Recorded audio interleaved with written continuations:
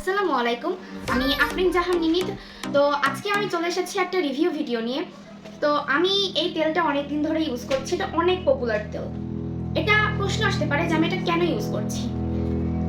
আমি এটা ইউজ করছি কারণ আমার চুল অনেক ছোট, অনেক রুক্ষ এবং আমার চুলে অনেক আগা ফোটে। তো এটা মাখার পর থেকে আমার চুলের এই সমস্যাগুলো দূর হয়ে গিয়েছে।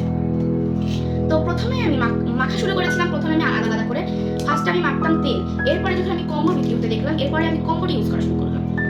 তো ফার্স্টে এই হেয়ার মাস্কটা ইউজ করবেন, যেটা এটা আমরা গোসল করার ঠিক 20 মিনিট আগে মাথায় ভালো করে মাসাজ করে নিয়ে রেখে দেবো। এটা হচ্ছে মাস্ক। তো 20 মিনিট পরে আমরা এই শ্যাম্পুটাকে ঠিক ধুয়ে ফেলবো। তো আপনারা কিভাবে চিনবেন যে এটা আসল নাকি নকল? দেখেন, এটা আসল চিনার, মাস্কটা আসল চিনার জন্য একটা ভালো টেকনিক আছে।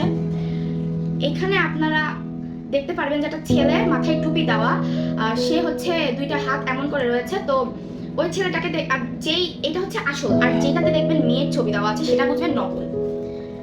আরো একটা, এটা তো সেম। আর যদি আর একটু ভালো করে আপনারা শিওর হতে চান যে এটা আসল নাকি নকল, তাহলে মোবাইলের ফ্ল্যাশ দিয়ে দেখতে পারবেন এখানে চিতাবাঘের একটা ছাপ টাইপের উঠছে। এটা উঠে দেখলেই আপনারা বুঝতে পারবেন যে এটা আসল নাকি নকল।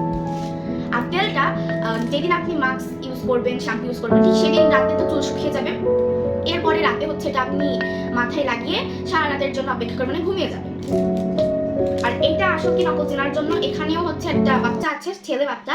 তো এটাও মাথায় টুপি দেওয়া। আবার এখানে যেই সাদাই, এখানে আপনি হচ্ছে জাস্ট 1 ফোঁটা পানি দিলে এর উপরে লেখা উঠে যাবে যে ইয়েস দিস ইজ রিয়েল। আর এটা লেখা উঠলেই বুঝতে পারবেন যে এটা আসল নাকি নকল। এটা ইউজ করার পর থেকে আমার চুল অনেক বড় হয়েছে। আর এইটা আমি নিয়েছি পালকি ঘর থেকে। পালকি ঘর একটি অনলাইন পেজ। তো আপনাদের